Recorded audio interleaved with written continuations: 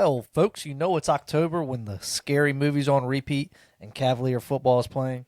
It was the ham versus the lamb, the South's oldest rivalry, and like a crap sandwich, UVA fans felt a little unsatisfied with the outcome. They squeaked out another overtime win with a heroic defensive stop. Mills needed the bye week, Sean, so I'm here with you tonight in number 2 chair. That's what I'm going to call it from now on. And I got to ask you, Sean, we ain't called the Cardiac Who's for nothing. So, should we be panicking, or is this a little bit of the fool's gold? The panic, no. I think a lot of UVA fans are, and it's starting to bother me that they're out here being upset. They're saying, "Oh, well, we should have beat the brakes off of UNC," and they're upset, and they're calling us fool's gold. They're calling us overrated. For what? At the end of the day, you got to win the games, and I think Virginia's winning the games. Are they pretty? No. But if you look at it, we were projected to finish 15 out of whatever we got now in the ACC, and currently we're on top of the list.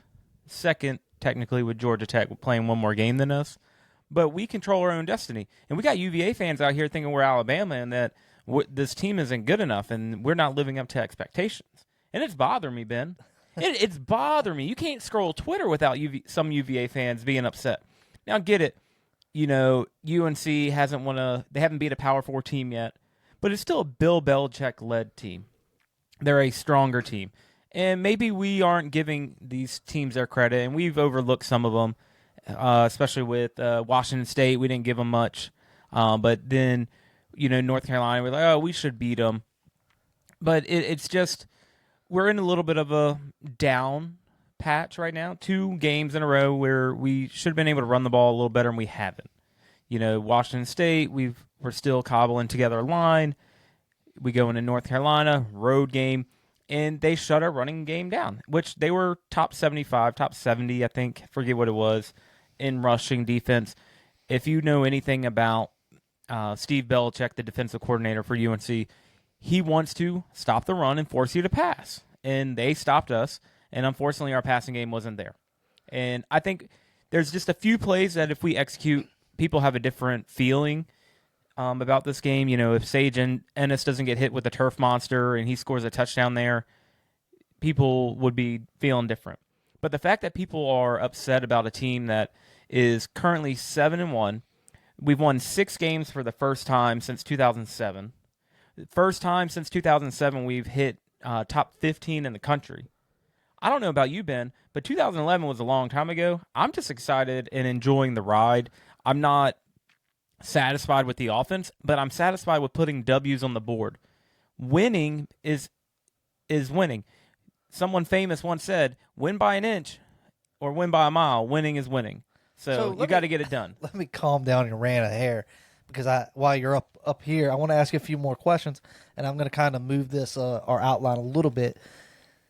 A lot of folks from the UNC side were saying, and even some Tech fans and whatnot were saying, that we got bailed out by the refs. How do you feel about those types of comments?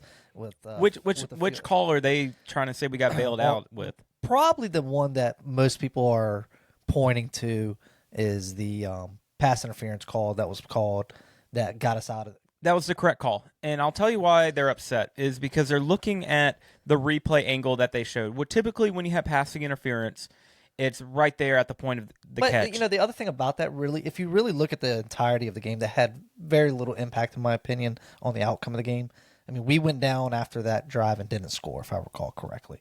That was the goal. That was the goal line. That was the goal line drive. At the end of the day, you could say that the refs bailed us out, that they had it out for us, but I felt quite the opposite with the calls that were going against us with the roughing the passer calls. Now, the dog pile was absolutely that was the call. only. But we'll get into that one a little bit. But you asked about the defensive passing interference.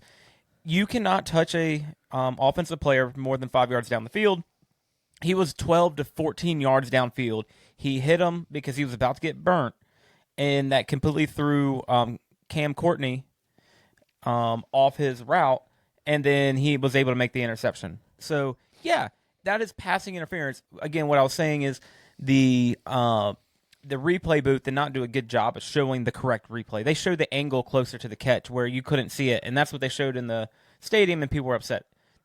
be upset with the broadcast, but when you watched it 2 plays later when they showed it, okay, here's where the contact was made. Yeah, it's a penalty. And one thing I do want to kind of bring up, just kind of dogpiling on top of your defense of the team. If you really look at it from the whole, like the projections at the beginning of the year, we are in the doghouse, right? We're at the bottom of the ACC. We're the scum. You know, even us when we are going through our ceilings, our floors and ceiling projections, like we're raising the floor every week. We've raised the floor, so I don't know how people can really be too dissatisfied with the way that the season's gone this year. We've had the dogfight and battle through all these games.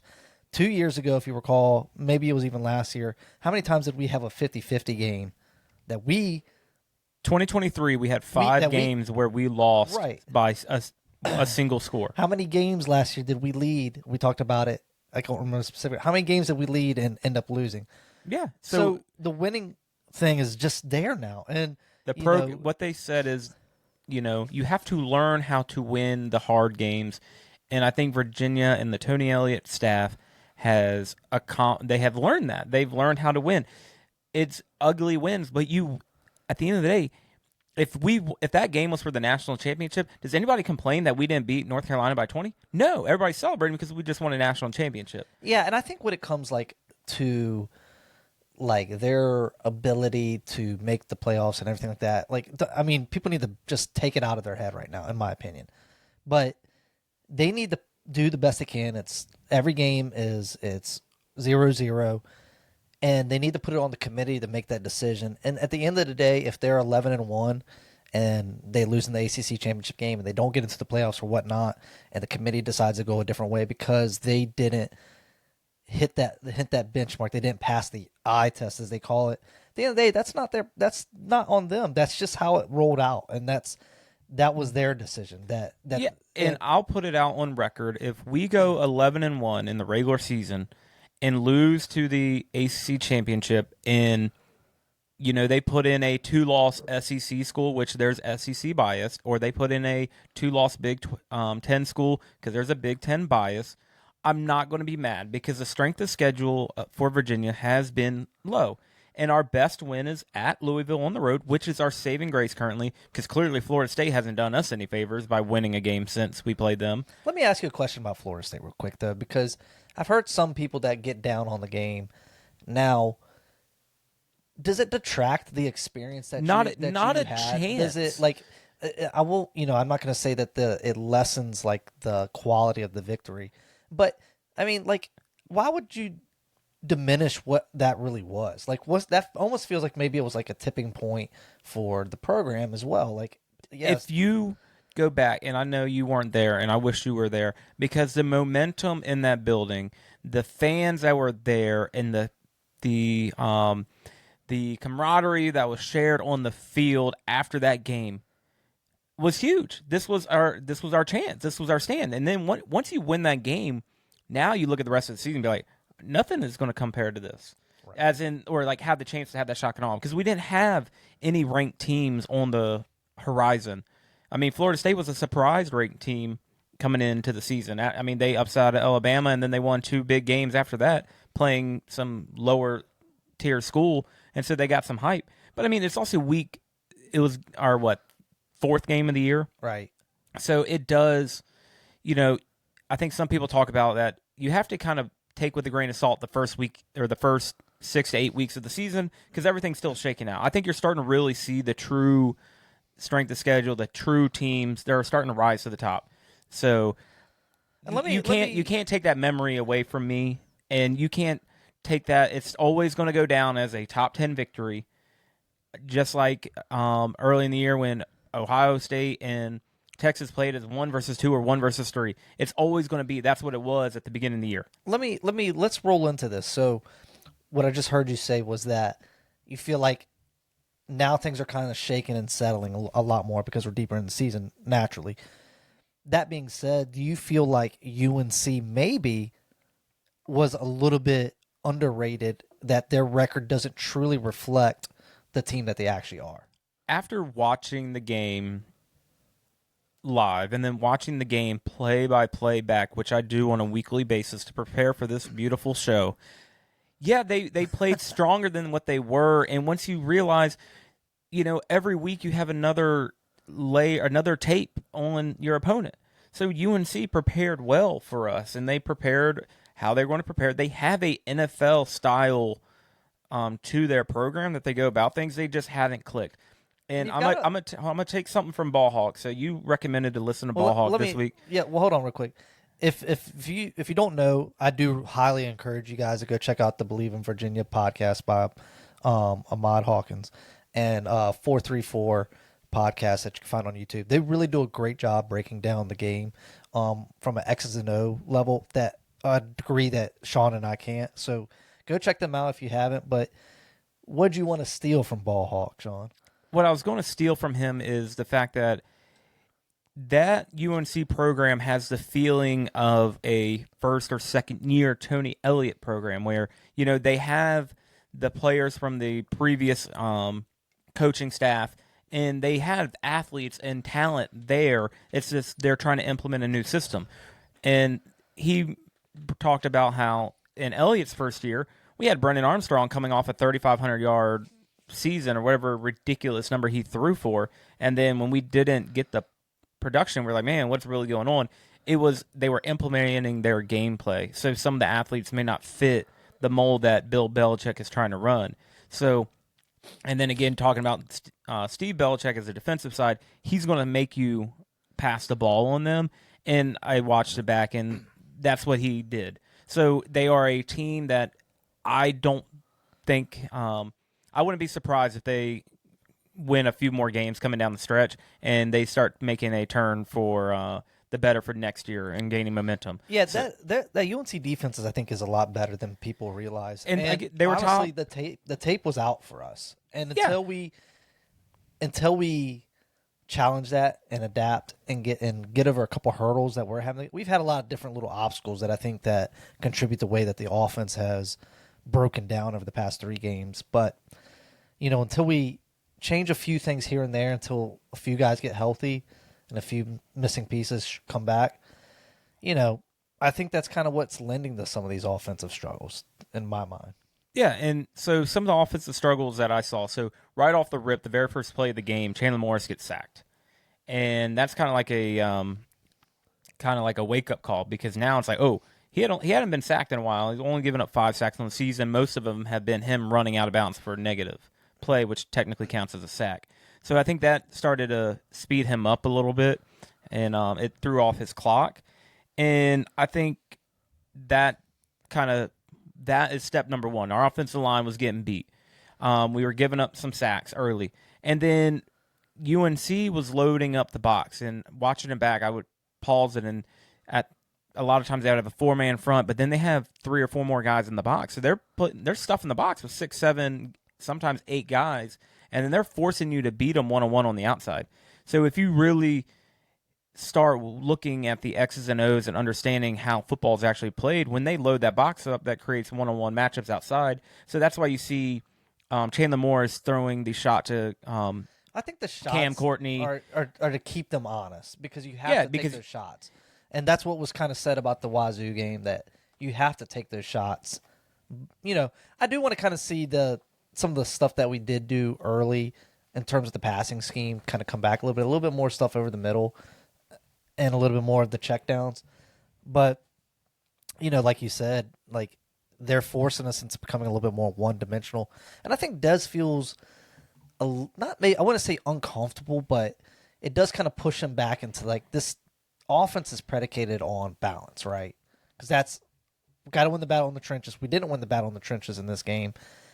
The offense is unbalanced right now where we don't have the run game going. I do believe that the run game is going to come back. But, so those are a couple things that I think that are impacting this offense is just the balance of it all. In this game in particular, talking about UNC, it was the offensive line was getting beat one-on-one matchups, and that was a little bit what UNC was doing. Then, so that threw Chandler Morris's clock off. So there was times where I felt like he held the ball too long, and that caused some of the sacks. I mean, he took negative 40 yards in sacks in this game. And then we we had some penalties as well, and that when we started getting behind the sticks, it doesn't allow us to get into our hurry up offense a little bit, and it kind of takes us out our mojo. And I mean, we had 7 3-and-outs, I believe, in this game. So, and then we can't get into a rhythm because we're making plays here and there, or taking shot plays, and we just weren't getting our chunk. I think we averaged 1.5 yards per carry on the ground. So I think that kind of led to some of the decisions down the road. Do you have any type of reasoning? I mean, obviously we don't know the reasoning. I think there's why do we see it primarily run through Taylor right now? We're not seeing Whaley get touches that I would think that he would be getting touches. Well, and I thought Whaley didn't see a lot of action until the second half, but he got some touches in the first. I think overall he had 3 total touches if I recall correctly. Yeah, so Whaley had 3 for 12. So only 3 people ran the ball: Chandler, Whaley, and Jamari. Right. So I think that also kind of comes into it, like you were saying. So we're down a back, and so we don't have. Remember, early in the year, we were running 4 backs in the first half. Yeah, but that was kind of hard to evaluate, I think, though, because we were playing. The score was not indicative of like what the actual rotation was going to be. It seems like we've definitely become more one back favorite. Even when Xavier Brown was heavy, I don't know if like it was very even. It was probably 75. Yeah, 25. but it also, you would have one drive like, all right, this is going to be X's drive because X would start off hot, and then he would get some chunk, and it gave those running backs some time to get fresher legs. I think you might have seen that with Jamari, but again, there was no place for him to really go. And I will say the offense, they tried everything they could to try to find some way to run the ball. They even did a option play, which we haven't seen all year. They didn't do a lot of stretch plays, which was typically Xavier's thing, and Xavier liked to bounce outside. He was your stretch guy. They tried, what else did they try? Running game. They did the option. They did delay handoff to Jamari. They did a few different ways. It was not there, and it wasn't necessarily just the offensive line not being able to make a hole. They would make a hole, and then there was a linebacker right behind them filling the gap. Because they're loading up that box. And it was 5, 6, sometimes 7 in the box, which really slowed it down. And again, it just left us to force a pass. And if you only get 2 yards on first down on the run, and then now you're sitting at 2nd and 8, and then what are you going to do? Are you going to pass it? And if you don't get it, now you're getting 3rd and long. And I think that was a staple of the defense. And I think that's what Steve Belichick is known for. And it just hurt, and we couldn't make the plays we needed to, which it also showed missing Cam Ross. We need that. We need a little more electric speed. Yeah, and not to harp too much more on the offense. Like, there are some bright spots, and you're talking about some of the plays that are working and are continuing to working. But let's talk a little bit about the red zone play calling, because I mean, there's some controversy around that. I think that maybe we could have done it a little bit differently, specifically on where we went for it when we were on the goal line. Yeah, I think that's, if you live in the X sphere, the X universe, or comments on Facebook, a lot of people are questioning Dez for the 3rd and goal and 4th and goal play calling. So to set it up, we had 1st and goal.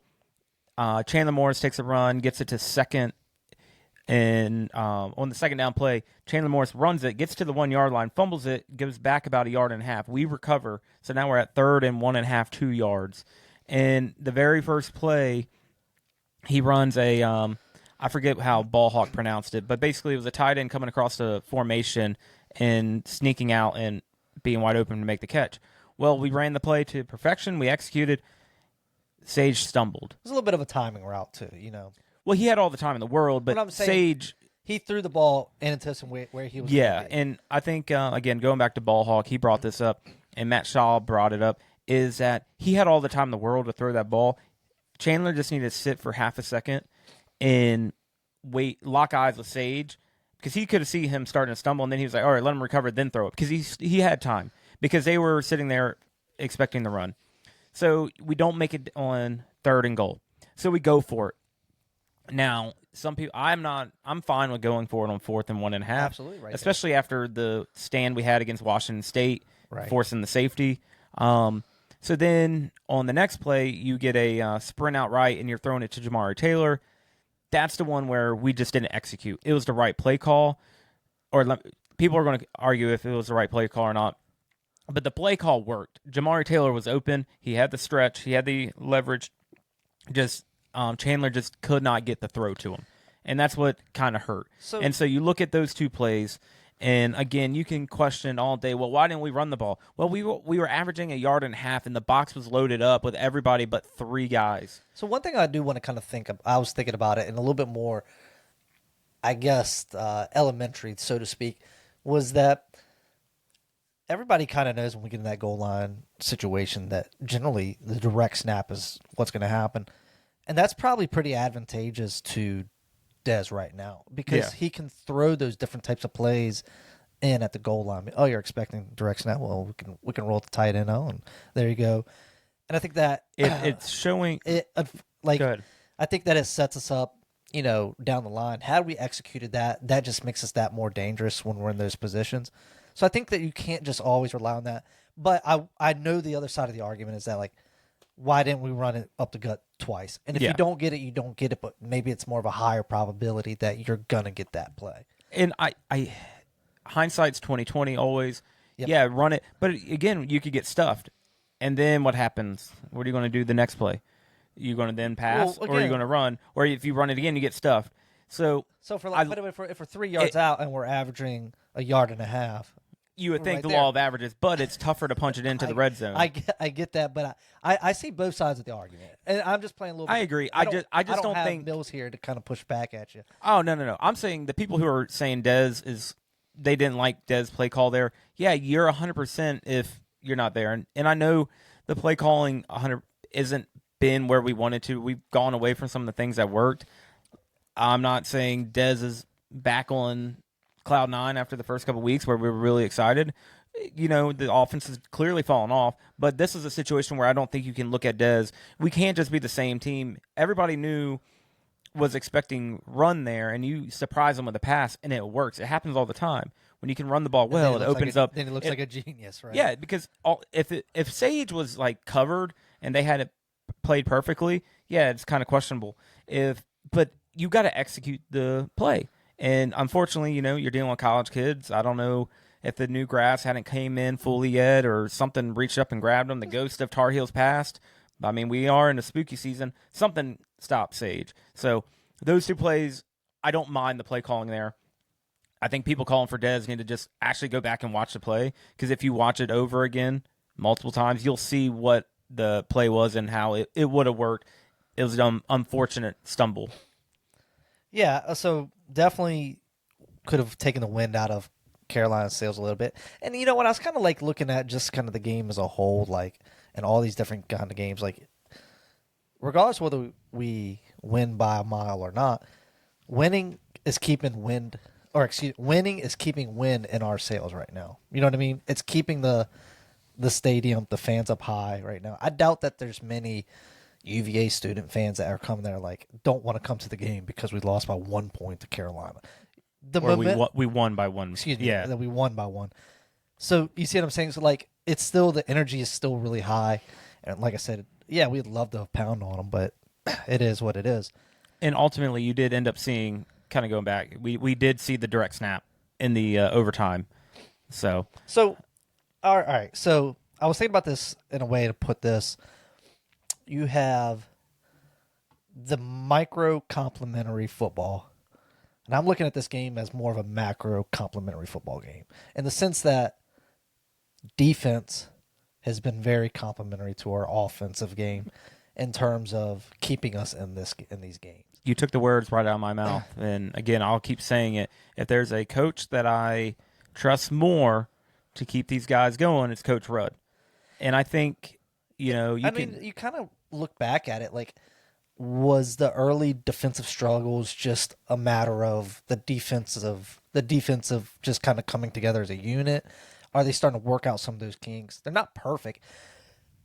Quarterbacks are going to make throws. I don't care who you play. They're going to make throws. There's going to get dimes that get put in there. That's why they're there. That's what the game's about. We're not rolling in and shutting out. We're not putting them on Revis Island. We just don't have that personnel. So I feel like the schemes that we've been running have looked really solid lately. Yeah, so having to learn and again listen from someone who knows the game a lot more than I do, talking about ball hawk again. UNC was throwing some different things at us. They were doing an empty set, which then kind of spaced out our defense. And we don't, like you said, we don't have the personnel to run man on the outside all the time. We just don't. Our defensive backs are not at that level. So what do? We run a zone system. That is our scheme. We are a zone team. What happens with the zone? There are soft spots in a zone. Wide open, or like the middle was wide open pretty much all day. And the way it works, running a zone, you have to be able to get pressure on the quarterback, which we did. I mean, we ended up with 10 hurries, 3 sacks in the game. So he did a much better job getting rid of the ball than I would say. Yeah, he got rid of the ball a few times. Some of them I thought were intentional grounding, but didn't understand how it wasn't. So there were just times where, yeah, it's a bend, don't break mentality. We allow them to move between the 20s, but inside the 20s, that's where our defense really starts showing up. And I think you see that with the final play in overtime when we forced him to have to run across his other body or across his body and then try to make a throw, and we had 3 guys right there ready to make the tackle. I mean, you talk about... They had saw the play earlier. Yeah, they had seen it, and they had stayed home. So this is a team that makes the adjustments, and Coach Rudd made the adjustments. How many yards do you think UNC had in the second half? I know you have it written down somewhere. I do. So in the first half, we gave up 246 yards of offense to UNC. Now, I don't know if that's including the 45 yards that we gave them in penalty yards in that one drive alone, but we gave up 246 yards in the first half. We held them to 22 yards in the third quarter. 22 yards. 60 in the fourth quarter for a combined 82 yards. So that defense, again, it came back to they got 3 sacks, 4 tackles for loss, 10 total hurries, and then, again, led the way by Cam Robinson, 14 tackles in this game. Correction, 13 tackles in the game. And there was one, and I think we were texting about it. So in that drive where there was back-to-back roughing the passer calls that were the first one completely oblivious how that's roughing the passer. Second one, he kind of smacked him in the ear hole, but he was going for a deflection. I don't hate that call. But then you had the flop, which is clearly that's a penalty. I just felt like if I looked at it did seem that the refs backed off a little bit as the game went on because I felt like Morris was getting the exact same treatment. Morris got hit late. Face mask. We got one towards the end. So I mean, the dog pile that was understandable, but the first two that was it was hard to imagine. And that I think he was just going for the credit of being in on the tackle. And he's like, oh, if I get here and put a body on him, they'll give me the credit. The dog pile? I'm just talking about the series of events. Just sucked. So that drive alone, we gave up 45 yards. It was a 69-yard drive. We gave them 45 yards and penalty yards. And so on the second down there, Cam Robinson, they're running the ball. Oh, no, it's a passing play. Cam Robinson got completely ear-holed, knocked to the ground once. Oh, yeah. Tries to get up. Got knocked back to the ground again. And then their quarterback steps up into the pocket, tries to run. Who's there to make the sack? Cam Robinson. You know why? Because the guard started looking elsewhere because he thought Cam Robinson was done for. Cam Robinson is a dog. You better lay on him to take him out of the play because he got up and tackled the quarterback. Because of the size differential between that. Oh yeah, offensive line and him. It was amazing. It was huge. He looked tiny. Yeah. But then it's just the warrior, the dog mentality in Cam to get up and make the play that ultimately saved what could have been a touchdown drive to a 3-point drive. Yeah, he's been showing that all year. I mean, he's just so valuable to have right there and on the field, just hunting, tracking the ball. But Pavard had another interception. I think he's in our the top 5 now in the ACC with his interceptions. Maybe he didn't get one. He didn't get one. No, it was Clary got the deflection and Mitchell Melton got the other one. So the double doink. So we created 3 turnovers. The fumble through the end zone on the first drive. So a little luck bounced our way on that one. But 2 weeks in a row near the end zone. Yeah, that was Clary. That was Clary that got that one. Yeah, at the end of regulation. Yep, I think Pavard broke it up. And then Melton, Clary. He's really been playing well. Oh, Melton has been an absolute unit as well out there. He's huge. If he's not getting a hand on the a tackle, he's getting some deflections. And you really have to kind of pull it back and look at it. This is kind of like a broad statement, but look how much of a difference and impact our transfer class this year has been compared to last year's transfer class. Like, huge difference in. Well, I mean, when you got 3/4 of the team is a But I'm transfer, just- but they, yeah. But I mean, you're seeing the names making the impact this year, and that's just been such a big difference between last year and this year, and the big reason why we have the record that we have. Yeah, so Mitchell Melton ended with a one tackle, one force. They gave the force fumble to Costner, but he had the interception, 2 pass breakups, and a quarterback hurry. So technically, he forced the pass breakup because he tipped the ball, and then it hit off the player's helmet, and then he caught it. So, I mean, wild scene of event. So, again, it's that bend on break. I kind of came into that play a little late, so it was real funny. I just saw this ball go like straight up in the air. Just like, went. Sometimes the ball bounces your way, and you just got to roll with it. So, defense, again, the defense was showing out, holding us into keeping us in the game. We are getting the pressure. The only thing that I saw that really was struggle, that first touchdown, that was Platt getting shook out of his shoes. I mean, that's that one-on-one. That's the kind of the problem. That's why we run a zone. You got to make that tackle, but he just kind of got caught. His momentum's carrying him left, and the receiver was going to his left. I mean, we didn't even touch on it at all on our offense. Some of the production that we got out of our wide receivers, they came up with some clutch. Oh yeah, Jamal had another good game. He had.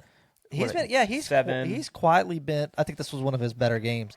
He's quietly been. Was last game he had 100 yards or no? Yeah, I think last game he got close to 100. So, but Edrin came in at 7.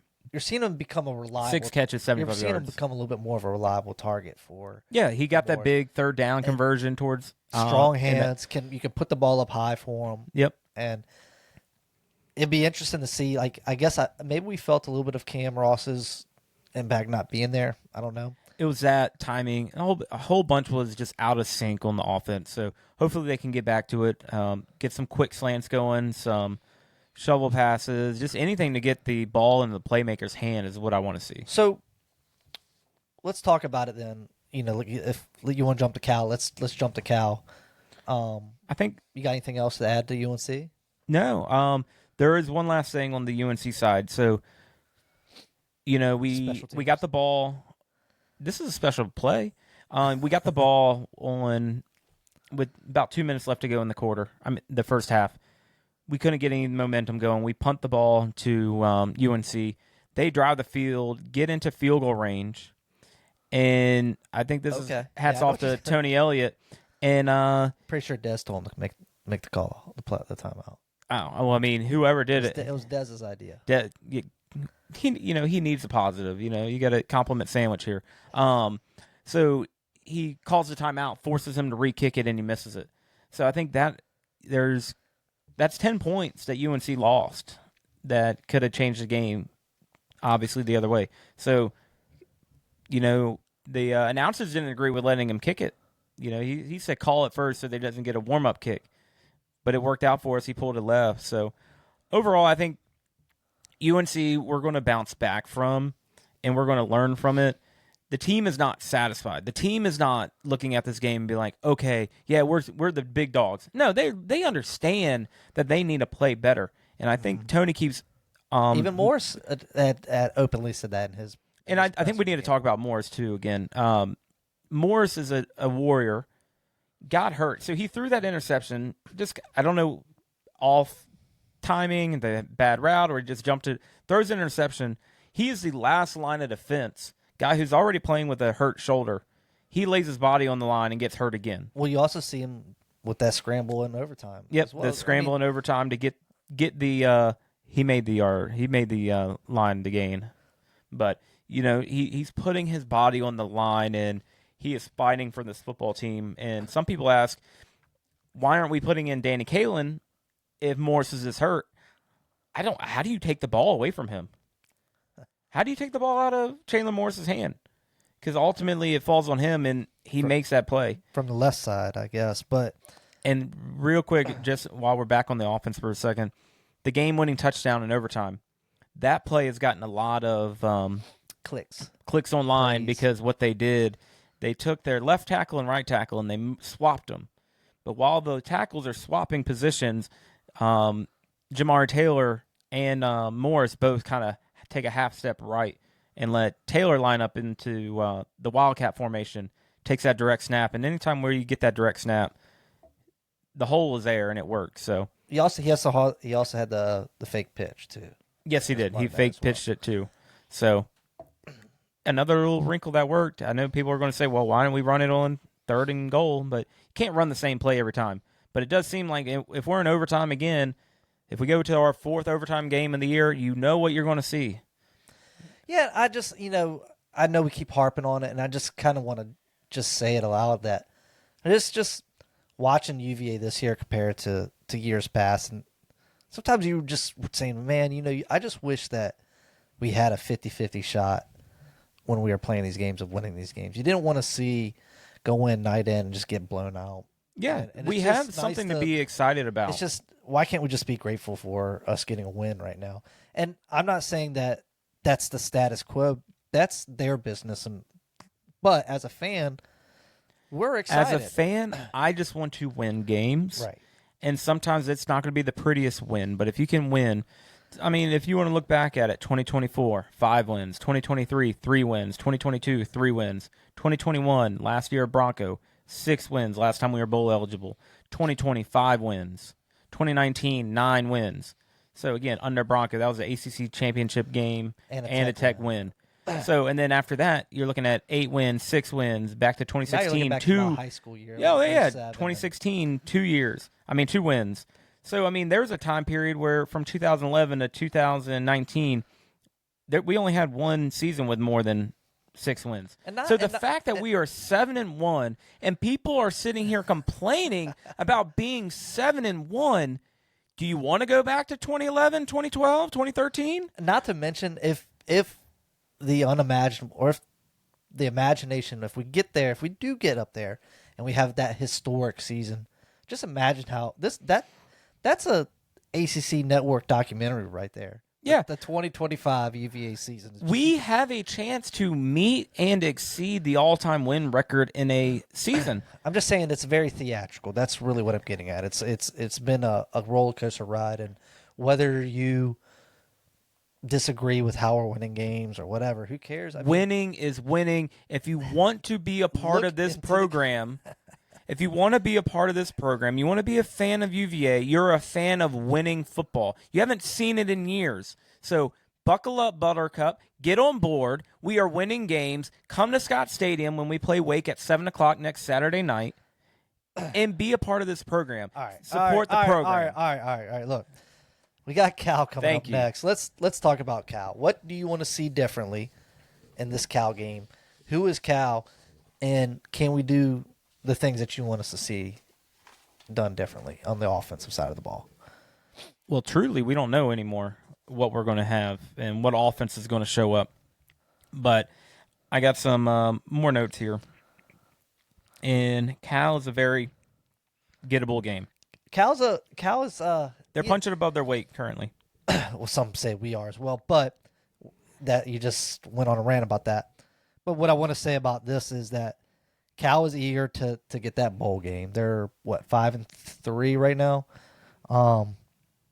They have a really good quarterback, and so we were talking about the zone coverage. I'm a little bit worried about facing this quarterback for whatever reason. I think he's pretty sharp. But on the defensive side of Cal, they seem to be that team that gives up running yards. Yeah, they gave up. They're coming off a week where they had just been to Virginia. They played Virginia Tech and lost in overtime, but they gave up 357 yards on the ground, and their tackling is near the bottom of the nation as well. We're eager to get that balanced game back. So if there is a game to do it, this is the one. That's what I'm getting at. So it's like we're on the same wavelength here. Yeah, all positivity here, buddy. But no, a couple things though. When you're looking at Can I ask you a question? Yeah, go for it. Did you try to pronounce the quarterback's name? I heard 434 just use his abbreviation, but it's Jawan Kawi. All right, here's where it gets interesting. Sagapolotelli. Yeah, or no idea. Also known as JKS jokes. All right, good. He's done for more yards than Morris. He's currently just he's touching. He'll get 2,000 yards for the season in this upcoming game. Hopefully Morris does as well. Morris is sitting at 1,800 yards so far this season with 165 completion and 5 interceptions, whereas JKS has 1,982 yards, 11 touchdowns, 175 for 287 passes. And looks like he's been steady. He's a steady rusher, 566 yards, 8 scores. So he can move.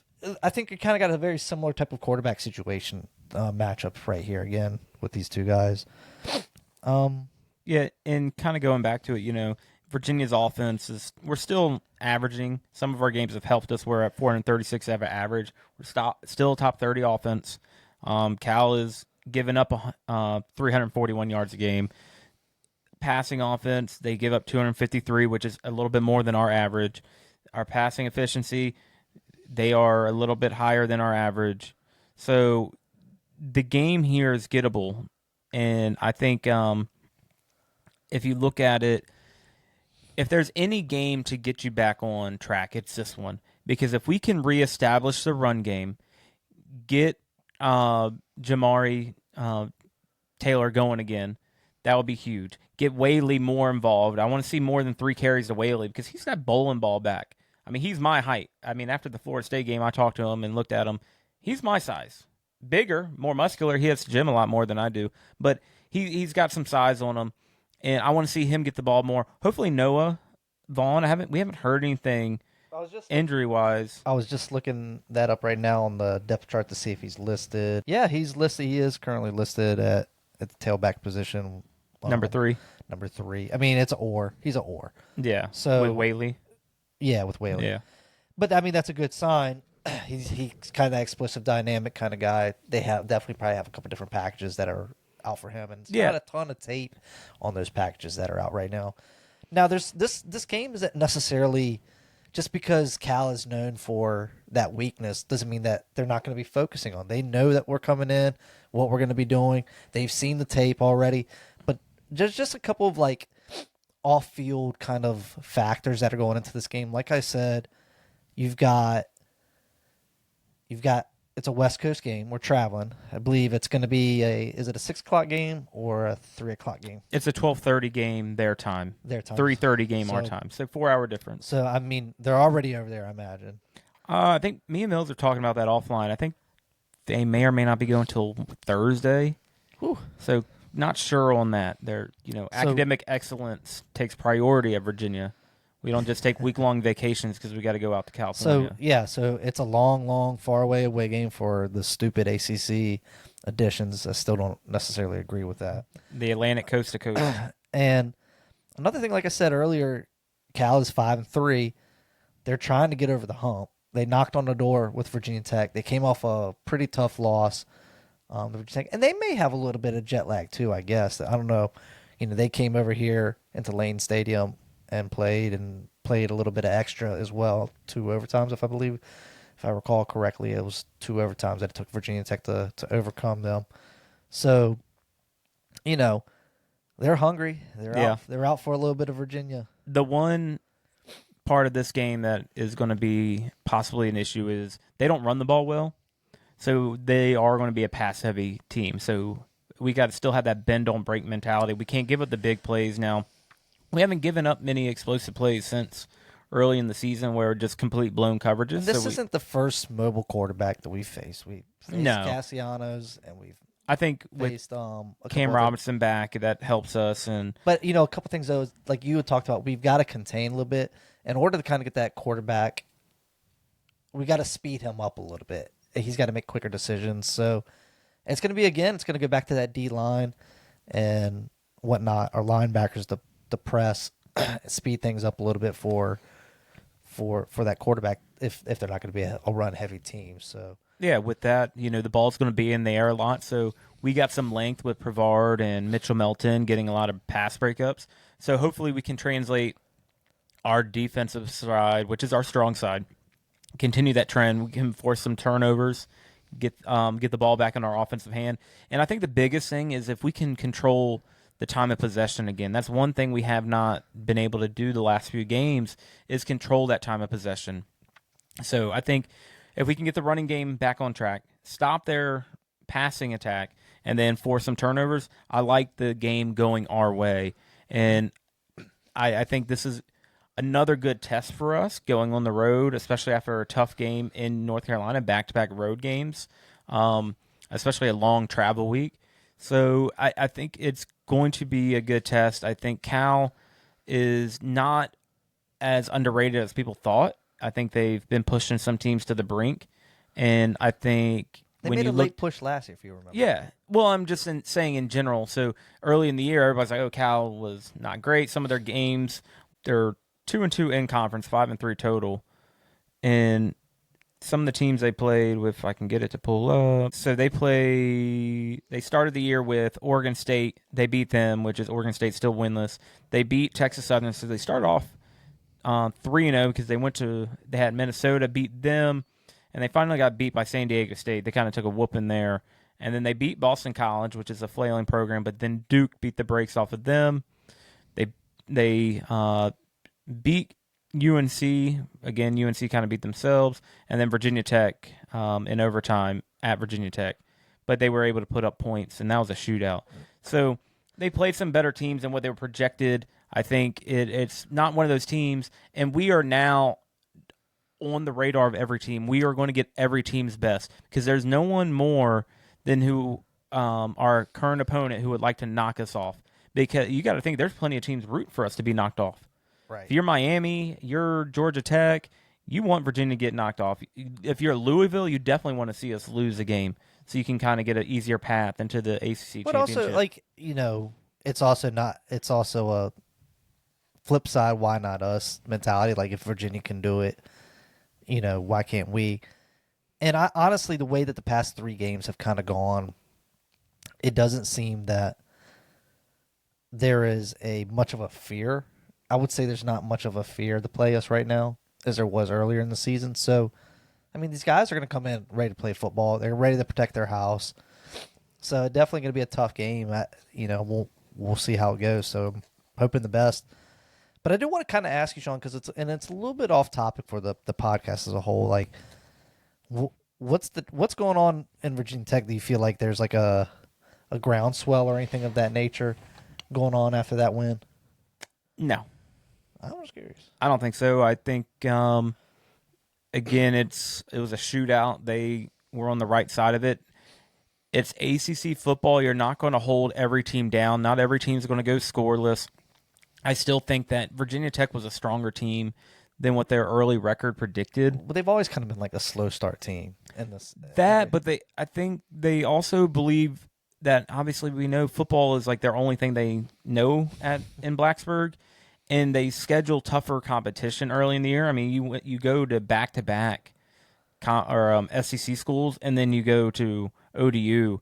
So yeah, it's you're going to start with a rough schedule. They started 0-3, and so I still think that Brent Pry firing might have been a little premature because if you really want to get off topic, they are now like the number 8 best school coaching opening. Right. And they were all excited. They got this money. We're going to get the best coach. And now you're like, now you got to compete with LSU, Florida, Penn State, Arkansas, possibly Auburn. I think Hugh Freeze is going to get fired at the end of the year. More to come. Yeah, so I think that's not going to – I don't think they're going to get their first choice when it comes to who they want. Or they're going to massively overpay for a coach, and then they're going to be on the hook for a massive buyout when that coach doesn't perform. And there's a little bit of a coach's carousel as well. Like, if Lane Kiffin left, then that's Ole Miss. Oh, yeah. I mean, it's going to be wild, and I think they fired him to try to get ahead of the curve,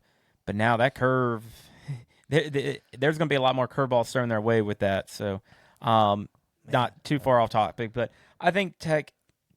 I at church the other day, one of their fans came up to me, and was like, "Oh, we looked good last night." they were excited about their team. So we'll give it to her. And we will definitely talk about that in other podcasts, but they're definitely chomping at the bit to face us right now, and I can tell you that right now. Oh, yeah. I mean, and like, I would say to Mills's point, in terms of how we perform and stuff like that, like, and even so, and I agree to a certain extent, like, we do want to put that fear back in some of these teams, and so I'm hoping that the team does turn around. At the end of the day, like, I still agree with you, Sean. Like, I just want to win, so it doesn't matter. But we only play one game at a time. Just focus on that for right now, and keep the needle moving. You want to get us, since we don't have Mills tonight, and if you guys are wondering where he's at, he's watching JMU right now. What happened around the world and ACC? ACC. So we'll start out with Friday Night Lights. Again, we've talked about this one a little bit. Our current opponent and a mutual opponent, we have Cal and Virginia Tech. Virginia Tech beat Cal 42-34. Georgia Tech remains undefeated, beat Syracuse 41-16. Miami absolutely steamrolled Stanford 42-7 and stay. Obviously, we beat North Carolina 17-16 in overtime. Louisville beat Boston College by 14. Wake Forest upset SMU, so that's another upcoming opponent for us. 13-12, last second field goal. So SMU is no longer undefeated. And then lastly, you had Pitt absolutely steamrolled NC State for this week. So a couple teams on the bye, and that's our ACC roundup.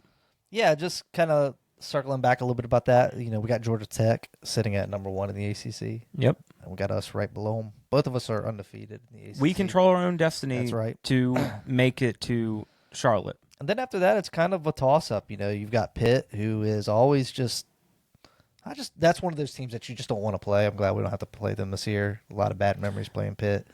Some good memories, I suppose. Louisville's the same kind of team. We took care of business there. So Duke and SMU, I think SMU may be a little bit on the rise. They're just, I don't know. They're not the same SMU team from last year. I wouldn't say we're on the rise. They were in the college football playoff last year, weren't they? Yeah, they snuck in. And that's kind of like they've kind of fallen off. That's kind of what's the legal term that you would use? That's kind of, the predication of that we would have for us getting into the court case hearings that you would have before. You know what I mean? Precedent. Yeah, the precedent. There you go. That's the words I'm looking for. For us to make it into the playoffs. I think to really touch on that real quick, 11-1 Virginia team makes the college football playoff. 11-1 regular season, lose in the ACC championship. I believe that team makes the playoff because they're not going to hold an 11-1 team out of the playoff, especially a Power 4 conference. Now, if there's some surprises down the road out of the SEC and Big Ten, then that's different. But if we go 11-1, I think we're firmly in. And I think it's honestly, you'll probably see you might even see up to 4 ACC teams in. But if you look at the strength of schedule, Miami and Louisville might be a little bit ahead of us, and Georgia Tech. So Georgia Tech has to play Georgia as well, obviously late in the year for their rivalry game, but that doesn't affect them making it to the ACC championship. So it's going to be a very interesting ride. And again, I'll put it on record here now. I'm not going to be disappointed in 11-2 or a 10-2 Virginia team getting left out, because I think our record is good, but I think our strength of schedule is going to come back and bite us, especially with Florida State, laying an egg after us beating them, and then our one loss to NC State. And honestly, if we were even 9-3, I just kind of look at just the totality of everything like that, and you can say what you want to say about accepting less and whatever, but at the end of the day, you would never thought 9-3. That was supposed to be the ceiling. That's where that's where we were hoping we could get to. And it would also go to show that UVA is really building, that the money can make an impact, which, by the way, if you didn't know, got another big donation. Yeah, so a lot of recruits are coming in. I think that, I don't know if we talked about last week, but back 757 class commits. So First time since the Quinn Blanding class, again, and that was a solid. more history coming in, and that's what you want to see, right? So you want to see them continue to build those close games out while they are sometimes not the best representation of what you want to see the program, like the domination part of things like that.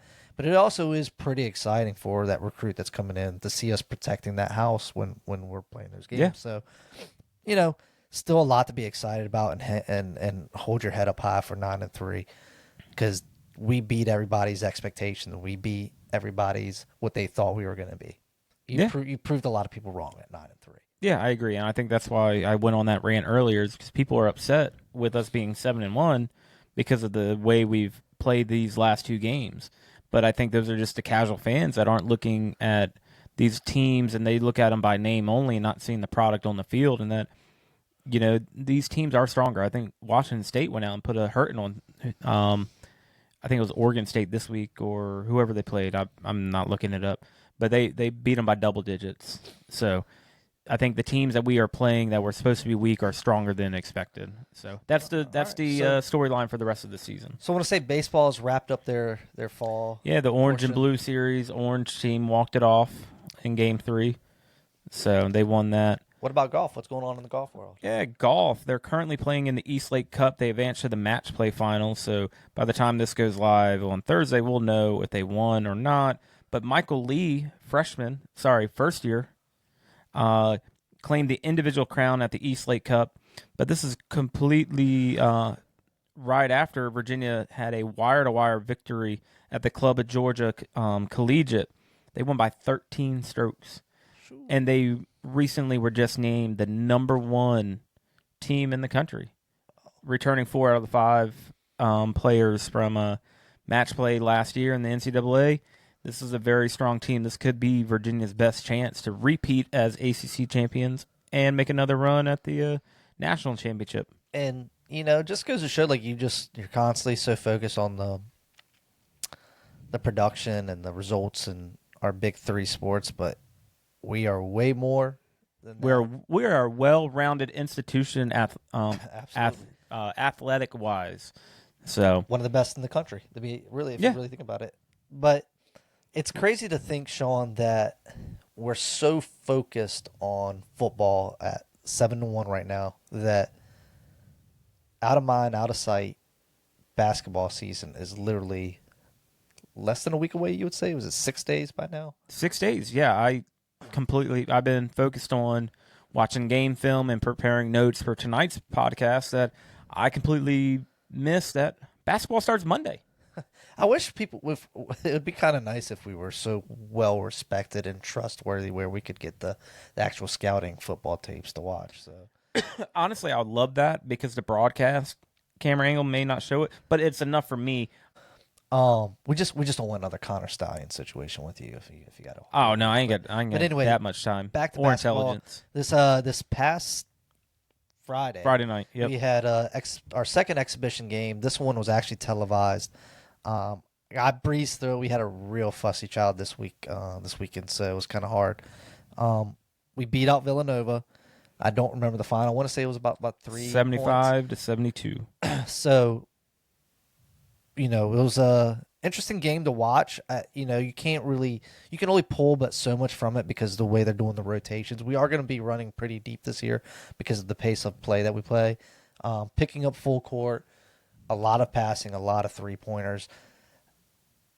And ironically, something that we're really not used to because we used to pound the ball, 18 turnovers, Sean. So you didn't get a chance to really watch the game, but what is your initial reaction to that score and that turnover? So the score, yes, it's good. It's high scoring game. But they gave up 72.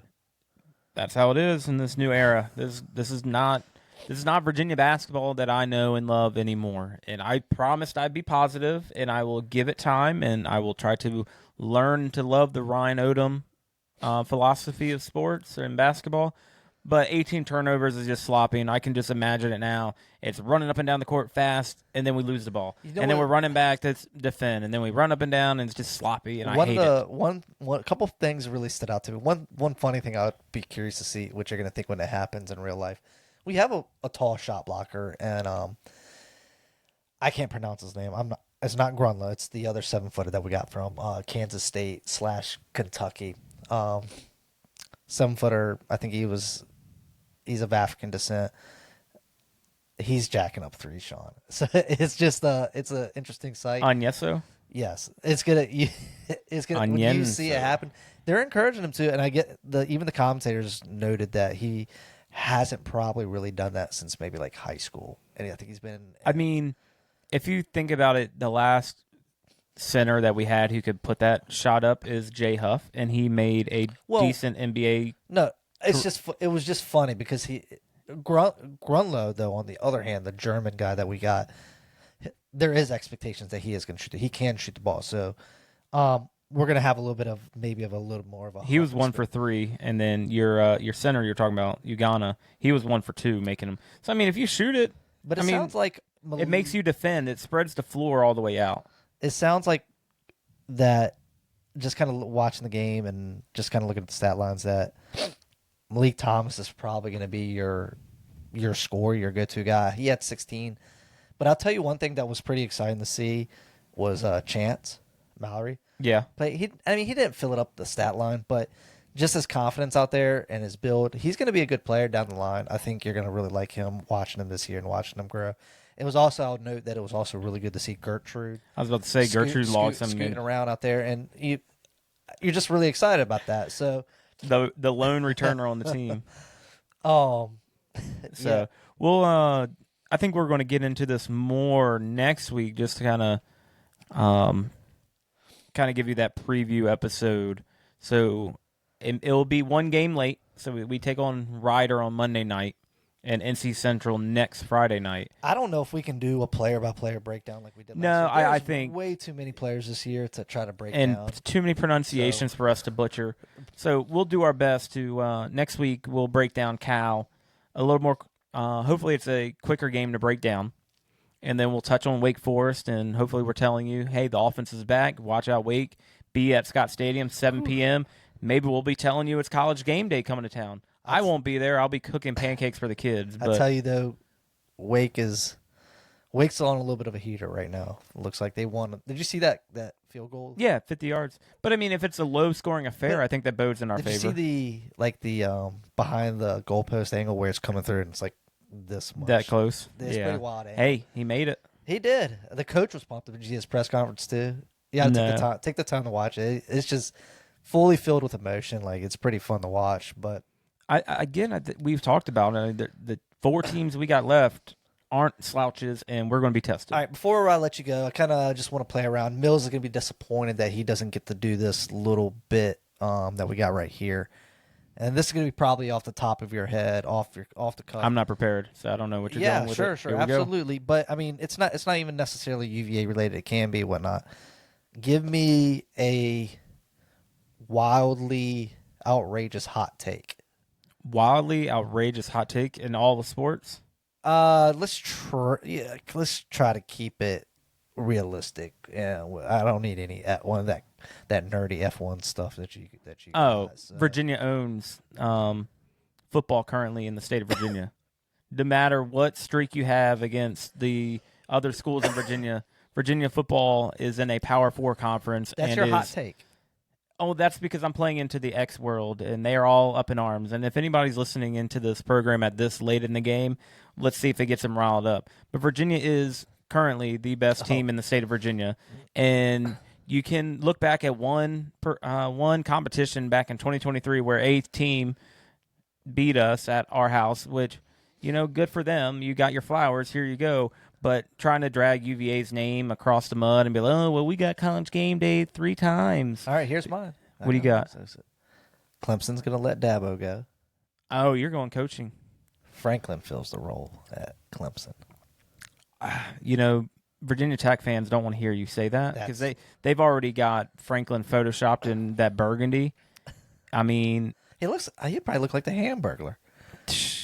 There was someone saying Franklin should go to Florida and take a salary of $500,000. The reason why I think Clemson makes some pretty good sense because they probably have the money there and he'll actually go out in the portal and get kids. He'll spend the money, whereas Dabo will seem to be a little bit more hands off. Well, do you think Clemson has the money if Dabo's not spending it, or is he spending it on the high school recruits? Who knows?